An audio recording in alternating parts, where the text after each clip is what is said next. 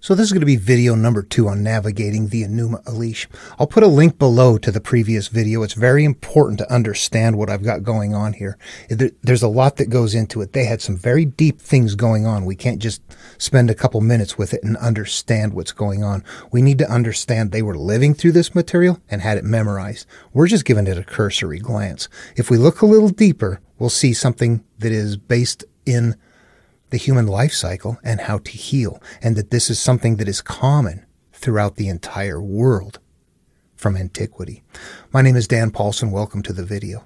First, I want to cover a couple of things. In the last video, if you watched, I was kind of growing with what they're maybe doing with those iterations early on, but it didn't matter because we're hooking into something bigger anyway. We see what's going on, the big pieces. Even if we don't know all the fine detail, we can see the big steps along the way. Life has gone bad and it's raucous and, there's a big mess. All these gods are not really gods. They're really the things inside of us that go out of control, and we are not. They're based on our judgments, our memories, the perceptions of them, all of that. And that we just really have kind of an out of control mental life, not knowing any different. And that what we want to do on this healing path is to learn how to go and address those past memories. And think of them. Some can be very difficult memories. Molestation, rapes, things that are abuse, stuff that is very difficult. Constant beatings, whippings, verbal as well as mental. As well as physical. So there's a lot that we can carry with us that become those monsters that act out. And that's what those gods are. You know what, though, before going into that, I want to show an example from the Bible of that same iteration going. Let's just stop for a minute and take a look. I like to make these comparisons. Here's something from this material and it lines up with this. And here's something over here that you can start seeing parallels in here if you do that. So let's go ahead and do that. Okay, these sequences are hard to see at first, but once you start reading them, like I keep pointing out conceptually, that you can't read them at face value. You have to shift them as you read them into what they mean. It's a puzzle piece. And, take as long as it takes, whatever time it takes to get past it. The iterations in the Babylonian creation myth, the Enuma Elish, we've got a few here. I just listed a few in the beginning here. Lamu and Lahamu, once they had become fully grown and become a mature form, then were born Anshar and Kishar. And so many days passed by and years were counted, and their first son was Anu, being as great as any of his forebears. Okay, now what I want to do is just jump from there very quickly and go look at this example. What I've got up here is from Genesis, where it's going to be repeating the same thing, except that this one is on steroids. It's a much later story, and it is much deeper, and it has a different purpose on the carrier shell. But it is, nevertheless, they are not going to pull off that template. They're going to keep making the stories on that template. Here's how you see them. Abram and his wife Sarai start. Chapter 12 right here is the beginning of the call of Abram. We've got Abram and Sarai. Down here, after a bunch of adventure, no longer shall your name be Abram, but your name shall be Abraham. And you shall not call your wife Sarai, but Sarah shall be her name. So we have a shift right there. The same person, another iteration of you. And now Sarah shall bear you a son, and you shall name him Isaac. So we have, what did we have up here? Their first son was Anu, being as great as any of his forebears. So this is, yes, telling, and Anshar caused the son Anu iteration to become just like him. This is telling us that this is iterations of us along the way. And we can see it in a very short, early form here in the Enuma Elish. And then when we get into Genesis, you go, oh, it's still there. But they spent a long time on each one of those stages right there. They didn't just skip through them to the bad. They're going into a much different, longer story to play out in the mind. Make sense? All right. And there's an obvious variation to that. In the Enuma Elish, we've got a creation, and it starts right off, and there it begins. In this one, we didn't have a creation in front of that. What we have is a creation in front of the religion. And then some things happen. This is another iteration of the template, but they're not going to replicate the creation story. So this Abram and Sarai right there in Canaan in famine would have been the same place as Adam and Eve in the Garden of Eden before eating the fruit of the tree of the knowledge of good and evil. Once they ate the fruit, they left. When Abram and Sarai were in a famine, nothing to eat, so they left. And there's something else going on in that story that looks a little bit odd if you're trying to analyze that. That's a bigger story. I started off in Genesis, and it was not going very well. It's pretty thick. So I thought I would step back and try to show what's going on a smaller scale. The Enuma Elish is a little bit different, but you can tell at some point, yeah, this is the precursor to Genesis. Genesis, however, has some things added to it after the fact. That's a whole different story. Let's just get back into the Enuma Elish here.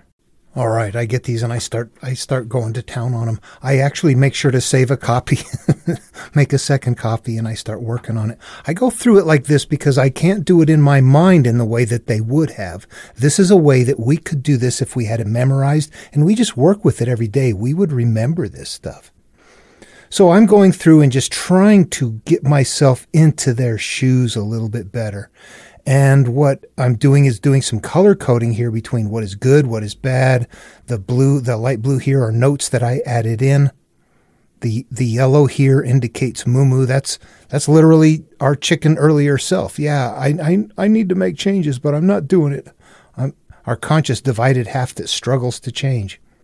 There's first inner self is good. The God's early judgments out of control. You see, I've got those red. So I'm trying to make it so it's a little bit easier to kind of track what's going on. Okay, there was another thing that I had said that there were some things that were in common between the material that I wanted to look at a little bit closer. And here's a few that I just want to make comparisons with from other material. We've got a point here where the Anuki is mentioned. The Anuki are, that's what they're calling the old gods, those early judgments, out of control, all that stuff. Those are the Anuki.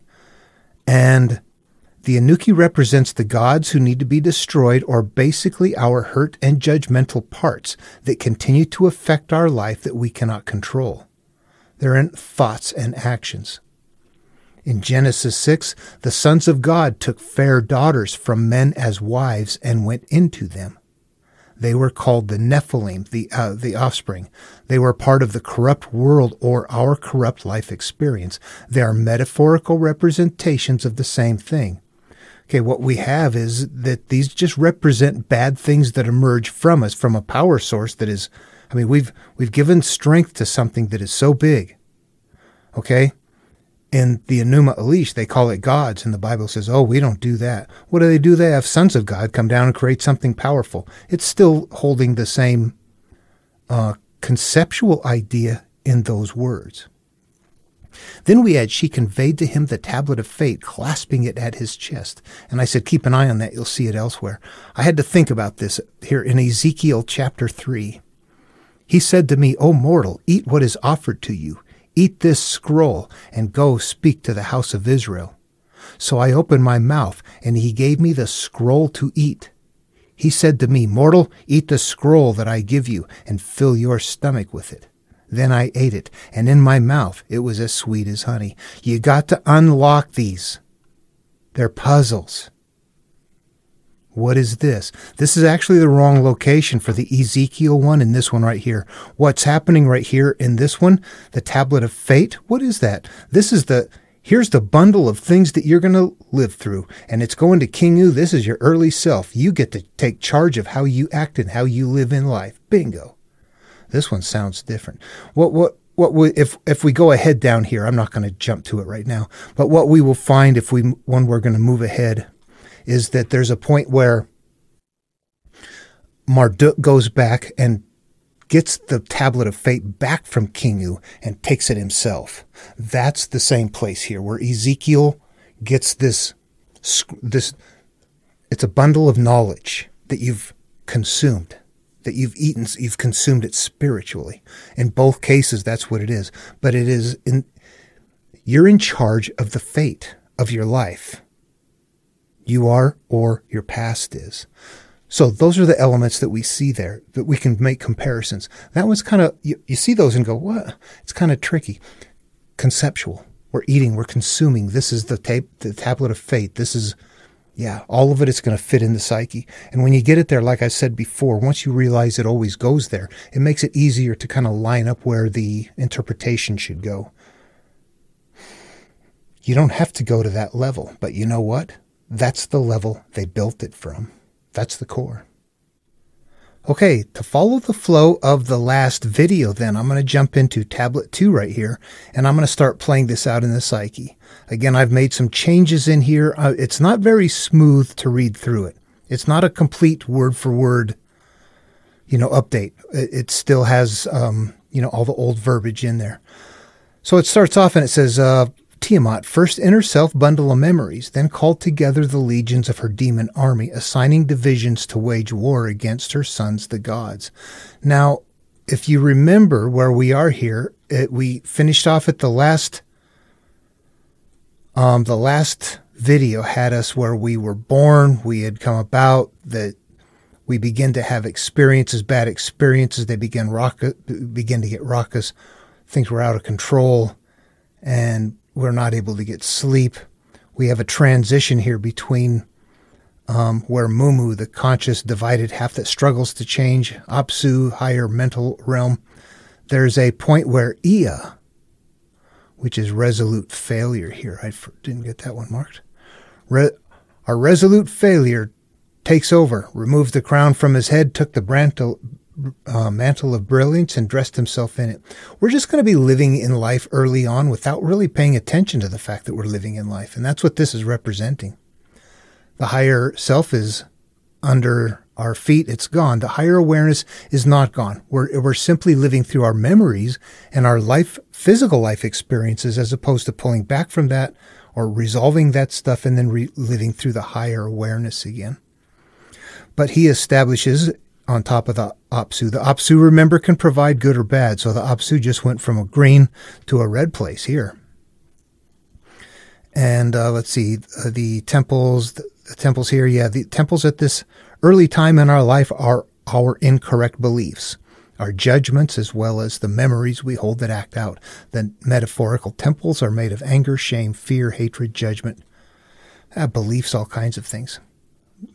Some of it's good. We don't worry about the good stuff. Making it his home. Okay, so we got there. We've lost control of our early self, basically, is what has happened. And okay, that we ended off at that. I guess I need to be careful I don't go through that whole thing and make it too long.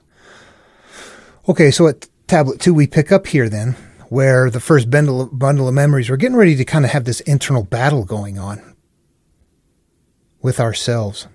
Tiamat is our inner, where everything comes from to begin with, and where everything, it's just a collection of all. And we're getting ready to go back and do battle with our memories. But we have the demon army assigning divisions to wage war against her sons, the gods. Now, the gods in this case are different. She gives birth to all gods, not just the bad gods. Also the good gods. Remember, there was Lamu, Lahamu, and Shar Anu. Those are the ones, this is our early self that are pure. We want to get our life back. The gods, the bad gods later, that's who she's called it a demon army up here. That's who they're going to get rid of.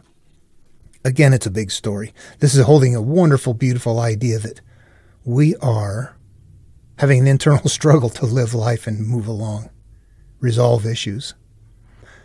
The first bundle of memories caused more harm for future generations than Apsu, higher mental realm. Well, that happens, right? When we leave things in place, they continue to act out, and they get worse, or they lead to other things. It was related to the resolute failure that she was making war preparations. Resolute failure took heed of that communication upon receiving it. This is us early, way back when. We're going to fail. We're going to resolve ourselves to failure that we can't do it. We don't like to move on. There's always a part of the monomyth stories where we don't have one here. In other ones, there's going to be a failure person along, somebody who's, a spy, or somebody that's not quite there, or a doubter or something. Those stories. But he was left speechless and sat without uttering a word. After he considered it at length, however, his ire subsided. And that person represents the part of us that has doubts. I'm going to do it. The closer you get to it, the more something else takes over, and you go, well, okay, maybe not. We're going back and forth between things. Ea is that part when you go, oh, maybe not. He went to Anshar, early as pure knowledge, self-corruption, stood before the one who fathered him, where the internal struggle is happening. All right, so we have this resolute failure going then to Anshar, our earliest pure, knowledgeable, pure corruption, pre-corruption self. We're having an internal struggle to do something different, to move on, to pass this. What do we do? I'm afraid. I need to. Stood before the one who fathered him and repeated to him everything relating to Tiamat's plans, the first inner self bundle of memories. There are really no plans, are there? We're just struggling to move on. The first self-bundle of memories gave birth to all is set on destroying us. She's called together a congress and is like a deranged maniac. That is how we are when we're acting out. And the gods have all gone over to her side, every one of them. Even those which gave rise to you have also joined her force. They have gathered around Tiamat and championed her cause. They were brutal and planned endlessly both day and night, grumbling and fuming, all done in the cause of making war. They called together a council of war to consider battle plans. Lady Huber, early emotional reactions, who made all, produced an unfailing weapon. Okay, this is where it gets into things that we don't know what these are, what they represent, but they represent something that would be acting out of us. They're holding something that would be like, oh, this is the one where I'm screaming and yelling. This is the one where I'm banging things. This is the one where I'm sitting in the woods, bawling my eyes out, calling myself a worthless piece of crap. This is the one where I'm punching holes in the drywall again. That's what, call them whatever you want to. There's something in there. They're the things that go on in your mind and your body that are not okay. This is us. She brought forth big snakes with piercing teeth and vicious fangs. Their bodies she had infused with poison rather than blood, and she caused these raging dragons to emit deadly beams, and to wear mantles of brilliance so that they were like gods. Early judgments out of control. They're powerful. This is us acting out. Who stops that? Yeah, it stops when you're done, when it acts out. Then the early emotional reactions raised her voice, verbalizing the curse. Anyone who gazes at them will be stricken down with horror. They will always raise up in their bodies and never come back down. Then our early memories enlisted a horned snake, a Mashusu dragon, a Lamu hero, an Ugalu devil, a mad dog, a scorpion man, brutal Umu devils, a half man, half fish, half man, half bull, carrying ruthless weaponry, and who reveal no fear in battle. Her commands were so portentous that none could be ignored, and in addition to these, she recruited 11 more likewise. Do you get that this is all us, and it's just a big story talking about us? And above all of her children, of the gods, early judgments that are out of control, who had assembled, she conferred upon King U. King U is going to be the final blind self, the chief rank among them all. This is us when we're living life before we go, this is our adult self that just really thinks we got it, but we haven't turned inward. When we turn inward, this is who we're going to have to defeat. King U is the final person in charge, bestowing the generalship of her army and rule of the Congress, to hold aloft the spear to signify battle, to gather the warriors. She had given him high command of the entire combat force, and placed him to be seated upon the throne of rule, saying, I have conjured a spell in your name, making you foremost among the gods. You now rule all of the gods. You will reign supreme, for further you will be my soulmate. We see that again. We've seen that before. The soulmate means that your early inner being is now attached to your early conscious self. Your orders shall not be disregarded amongst the Anuki. The Anuki are the bad gods. She conveyed to him the tablet of fate, clasping it at his chest. What you say will not be altered, and you will speak the law. We talked about that, the tablet of fate. That is us going, yep, I'm in charge of my life. The tablet of fate is my life. That's it right there. I'll call it something metaphorically, but if you want to interact with it, that's your pile of choices, resolved and unresolved right there. So after the final blind self had received his rank, been given the pre-corrupt self, ruler of life power, your potent poison would serve to incapacitate the mighty. You'll see there's a lot of repeating going on back and forth. Remember this, they're telling stories. They're memorizing these. They're not reading them. There's little kids doing these back and forth. I think people today couldn't memorize Dr. Seuss. Back then they had these memorized. Little kids, children did. What comes out of your lips would obliterate flames. Your potent poison would serve to incapacitate the mighty. Anshar, our earliest pure, knowledgeable self pre-corruption, heard every word and found the news distressful. How awful were his words, afterwards biting his lip, and he was filled inside with anxiety, his muscles tightened. Yet the outburst at his son, resolute failure, proved anything but feeble. Son, you begin this conflict, so you're responsible for it. For you went forth and killed Apsu, the higher mental realm, making Tiamat, first inner self bundle of memories, mad. Having done so, need we look any further for her enemy? The Lord. This is the rare one called one. This is the person looking for true reality. The Lord is one that is called from the pure realm. The Lord of prudence, source of wisdom, unsure what to do. Nudimmud, with words meant to allay his fears, replied to Anshar, O great Father, incomprehensibly do you set destinies. What does that mean? Incomprehensibly do you set destinies. Not comprehending, living life unaware of, judging it as we go along. You're not a bad guy, you're just dumb. You're not paying attention. You like this, you don't like that. Oh, judge this, judge that. Did you see those? Oh, God, I can't believe.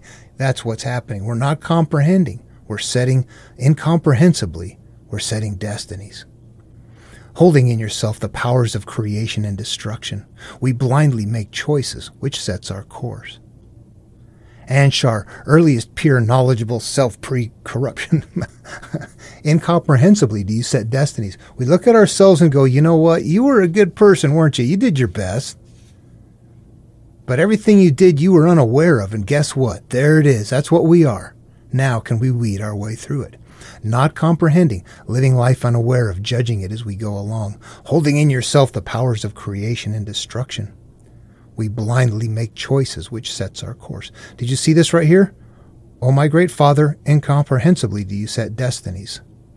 Incomprehensibly do you set destinies. Holding in yourself the powers of creation and destruction. Holding in yourself the powers of creation and destruction. We have repeats going on here, which when I get into Genesis and all the Abrahamic material, repeats are how they are passing along the code there. So I'm alerted to repeats. The last section seems doubled up for attention. Maybe it repeats verbiage. It's not the same as Abrahamic material, so I'm going to be careful there. Please refrain from interrupting while I speak as I intend to. This is an internal dialogue. Who are you telling to stop interrupting you? Stop the chattering thoughts. Become clear. We got to become quiet. And keep in mind that my actions were right and justified. Remember, Nudimmud is still speaking. And before I killed Apsu, the higher mental realm, who was there for him to rely upon? What this really saying is before I took over thought, who was there with the higher realm? There was something in the background. There was nobody there aware of you. Now I came about and you're living through me. Whereas now there has emerged this assortment of demons, my life experiences. And before I could even approach and defeat him, King U, the final blind self, he would have already annihilated me. And what then? Anshar heard every word and they were agreeable to him. Internal dialogue again, remember. I got to fight this. I can't. You need to. You got to go do it. Okay, I will. And he was motivated thereby to speak to failure, saying to him, Yes, son, your deeds were without doubt praiseworthy. You can initiate your own attack, strong and determined. Failure, indeed, your deeds were without doubt praiseworthy. You can initiate your own attack, strong and determined. Go out and confront the first self, the bundle of memories. Bring an end to her rebellion. May we pray only that her rage will subside from your spell. And he heard the words spoken by his grandfather Anshar. Earliest pure knowledge of, we know what's going on. Then he went upon the roadway, veering neither right nor left. Remain straight on course. It's a narrow path to feeling peace. Failure continued on, keeping a lookout for the first bundle of bad memories, the battle lines. But he did not make his voice heard, and instead returned. Failure failed. We are weak and struggling. He went before the earliest knowledge and prayer. We're going back and humbly beseeched him. Father, it goes on, her that was far too potent for me to handle. I went in search of her route, but my spell was inferior to hers. Yeah, you can't, it's hard to defeat it. Unless you really do something different. You got to be the called person. Then you have to prepare. She holds powers that are alarming, and she is utterly horrific. The forces about her are supreme. None could stand against her. Her great din never subsides, being too much for me to take. Her voice struck me with terror, so much that I headed back. Yet do not refrain, Father. Rather dispatch another against her. No matter how strong a woman, she still cannot equal a man, thereby dispersing her legions and confounding her orders. This you must do before she overwhelms us with her powers. So what do we have? Ea goes there. Ea was failure all along, goes out there and fails. This is our struggle. Anshar. We're now talking to another part of ourselves. Okay, the failure didn't do it. Let's get something else to do it. Anshar spoke anxiously, addressing himself to his son, Anu. Anu is the pre-corrupt self. My dependable son, who is valiant as the Kasusu weapon. I don't know what that is. Who possesses formidable power and an unbearable charge. What this is going to be setting up in there, if they know what this is, they're going to say, oh, I tried it with this kind of a technique, it didn't work, so I'm going to try it with this technique and it didn't work. We don't know what these words mean to them. You know, you could say Los Angeles means the city of angel and Las Vegas means Sin City. We would know that. Other people wouldn't. They've got something like that going on there. Okay, so my dependable son, who is as valiant as the Kasusu weapon, who possesses formidable power and an unbearable charge. Proceed to face those memories and never fail to hold your position. Cause them to withdraw and reduce them into stillness. But if they don't listen, then beseech her so as to appease her. And he heard every word that was spoken by his father, Anshar. Then he went upon the roadway, veering neither to the left or right. Anu continued on, keeping a lookout for Tiamat, keeping a lookout for the memories, looking for their battle lines. I need to approach myself, go, look, I gotta face this. How close can you get? What does it feel like? Who wins? But he did not make his voice heard, and instead returned. So now Anu has also failed. We are not responding to our own reason and to our own decisions. We are clearly failing in addressing the past. He went before Anshar, earliest pure knowledgeable self pre-corruption, the king, and humbly beseeched him. Okay, I don't need to read this. It's going to go through it. He's going to repeat that what the last person said. This you must do before she overwhelms us with powers. So what happens? Anshar, earliest self, could not find words, but cast his eyes onto the floor. Okay, so we're looking at, we need to defeat ourselves. And this is starting to sound like we're failing. We're resolved. Casting eyes to the floor, what does that mean? He ground his teeth and could give no encouragement to failure. So that all the Igigi gathered together and all of the Anuki. Some people pronounce it Igigi. I don't know. I don't care. The Igigi are the good gods and the Anuki are the bad gods. So that all of the Igigi gathered together and all of the Anuki. We got everything in our heads in one place. good gods and bad gods both, our divided inner self. For a time they sat without speaking, lips closed, then spoke. Will not any god step forward, or is our fate predetermined? Won't anyone go confront Tiamat with a force of arms? From his secluded abode, resolute failure sent forth a declaration.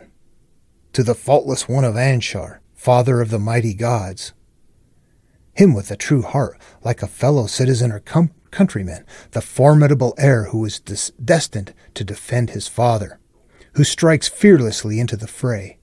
Marduk, me or you and called, the champion.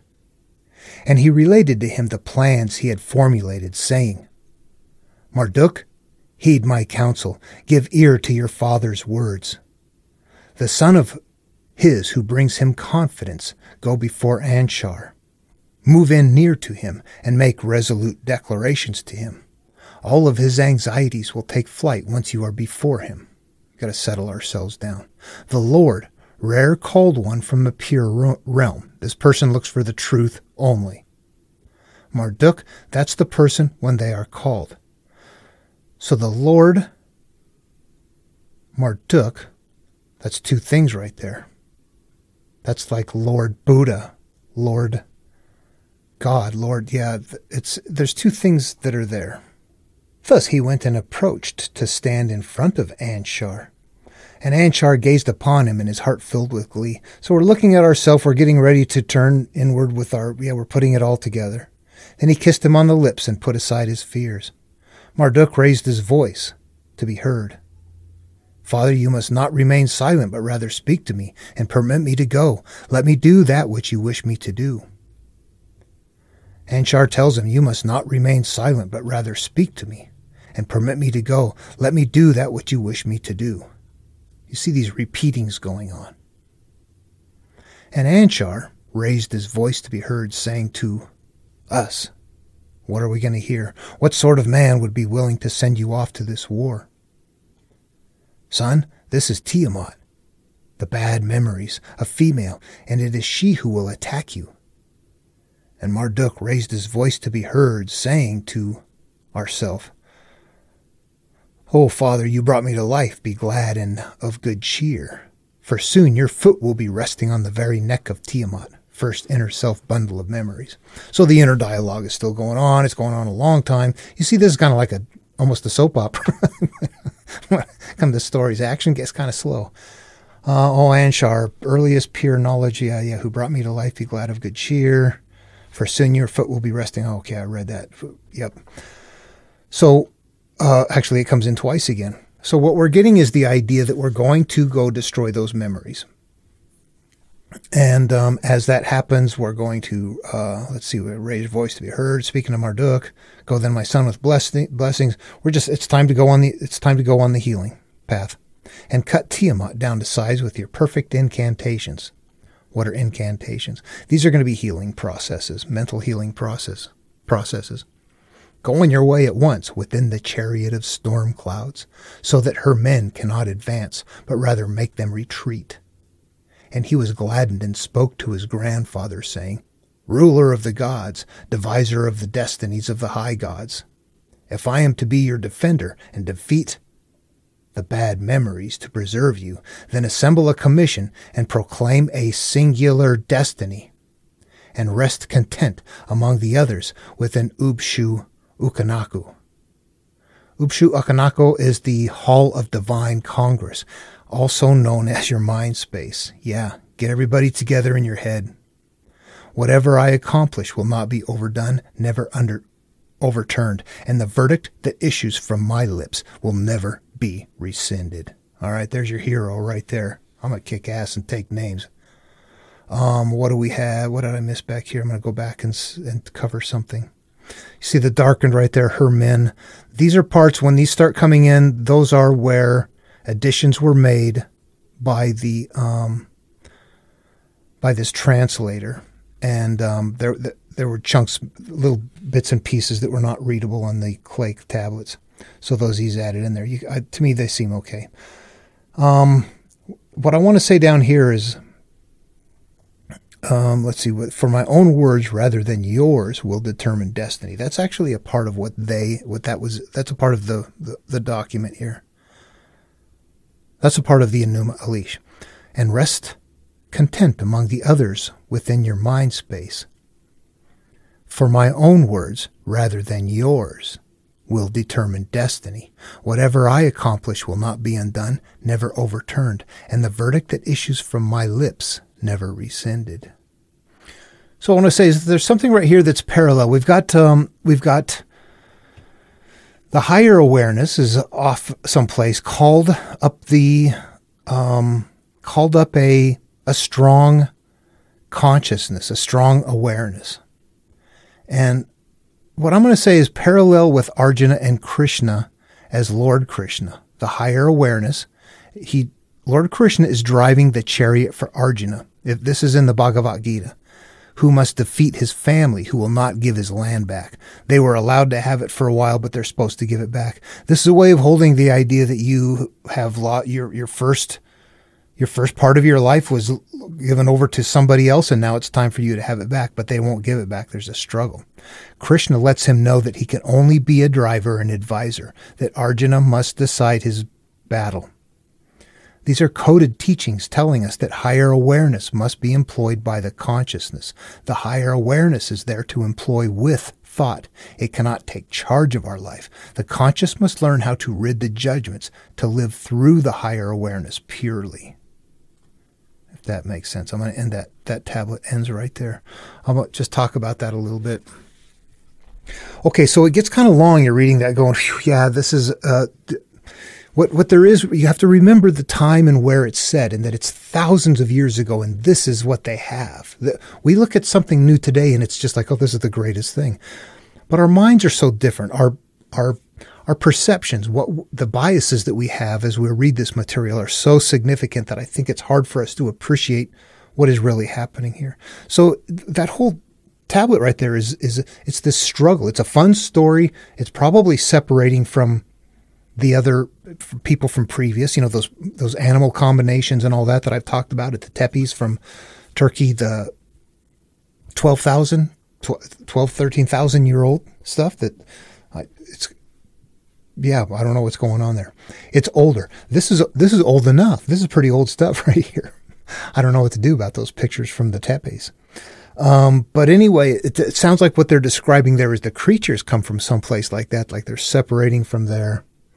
There's going to be things happening. As we get into the next chapter, it's going to go on for a while. It's going to continue to happen. So it can get kind of dry. There's a part in the next tablet where there's a repeat of something happening.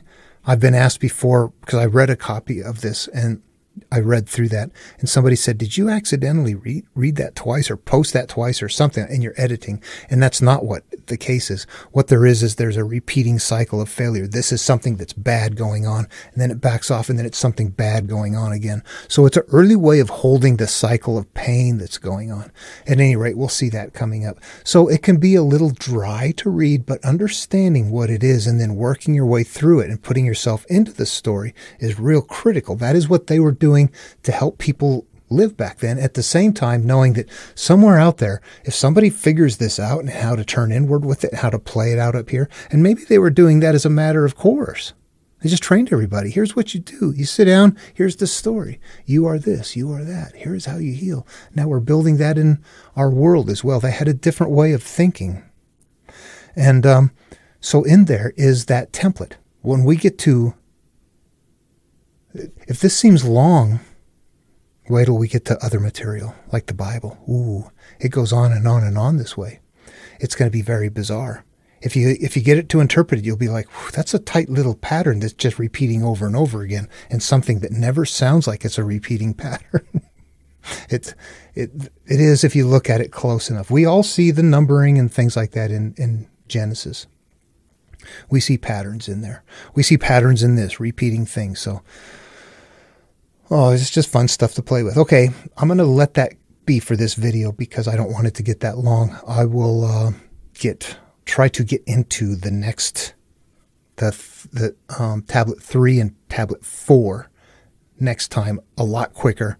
I'll get all this work done ahead of time. My wife hasn't got it all typed up yet, and I don't have.